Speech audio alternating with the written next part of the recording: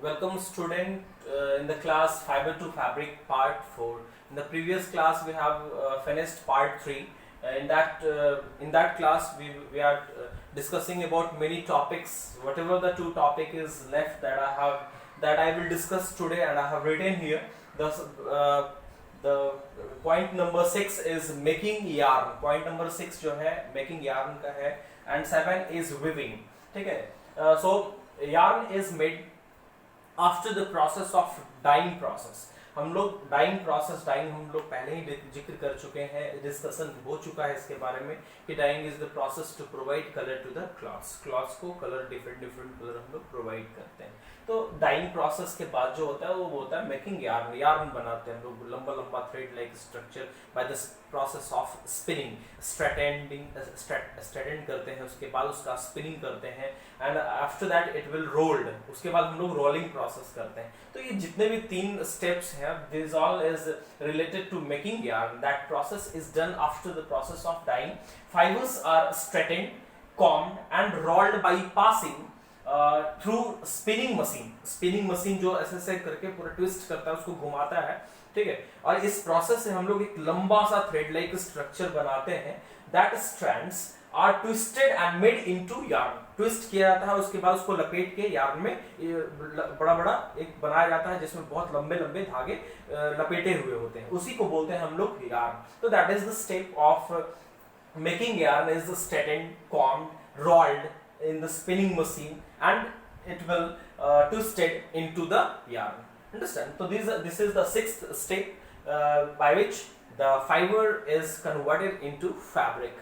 Now the fabric, this is the time to make fabric. अब हम ये समय है कि हम लोग फैब्रिक बनाएं. ठीक है, फाइबर से. तो फैब्रिक बनाने के लिए हमारा तो धागा तैयार हो चुका है बिल्कुल स्पिनिंग प्रोसेस से. And after that process is known as weaving, जो हम लोग बोलते हैं बुनना.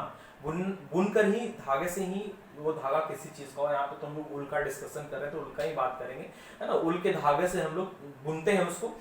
उस प्रोसेस को बोलते हैं weaving process. After spinning this process get started, the woollen yarn, जो यार्न हम लोगों ने बनाया है ऊल का, इज वोवन इनटू फैब्रिक. उसको बुनकर हम लोग फैब्रिक में बदलते हैं, कपड़े में बदलते हैं. लॉन्गर फाइबर्स आर जनरली, जब लंबा लंबा जो फाइबर्स है उसका हम लोग इस्तेमाल करते हैं to make the woollen sweater.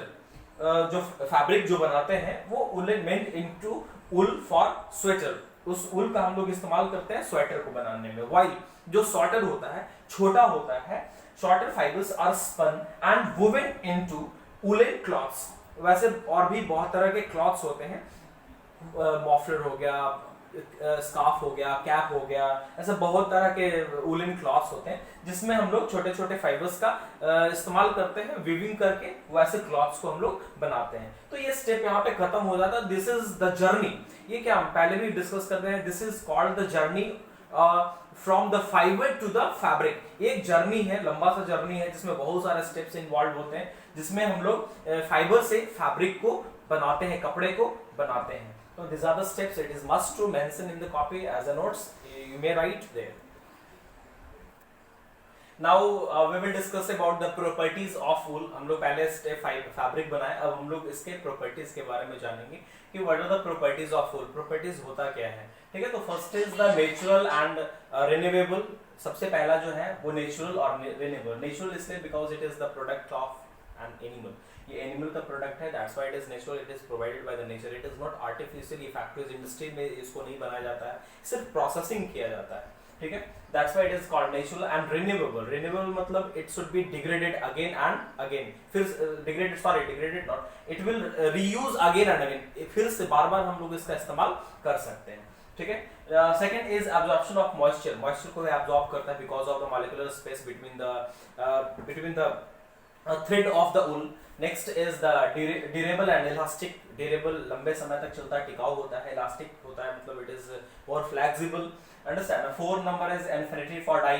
किसी भी कलर को इजीली एब्जॉर्ब करता है. Next is resistance to dirt. ये इसका रेजिस्टिविटी ज्यादा है, डर्ट को बहुत कम अपने की ओर आकर्षित करता है, अट्रैक्ट करता है. नेक्स्ट है आपका रेजिस्टेंस टू फायर. बहुत देर से ही इसमें फायर लग सकता है, otherwise it does not catch fire easily. ये आसानी से फायर को कैच नहीं करता है. 7 रेजिस्टेंस टू इंसेक्ट्स. इंसेक्ट्स को भी कम अट्रैक्ट करता है बिकॉज ऑफ द लार्वा, ये लार्वा के कारण, because it is some of the fibers like cotton, it is made, you know, made by the plant or animal, दोनों को मिलकर बनता है, इसलिए इसका रेजिस्टेंस इसका भी ज़्यादा होता है। दूसरा है इंसुलेटिंग नेचर, ये ज़्यादा आपको ये है, sorry, nature, I think so the last point will be, as we know, wool is known as the non-conductor of wool, that's why it will maintain the temperature of the body, ये body के temperature को maintain रखता है, balance रखता है, जिसके कारण से हम लोग जब वुलन क्लॉथ्स पहनते हैं तो ठंड नहीं लगती है। तो these are the properties of wool, ये सारे वुल के प्रॉपर्टीज हैं, आप लोग लिख लीजिए, सारा नोट डाउन कर लीजिए, please note down in the copy also.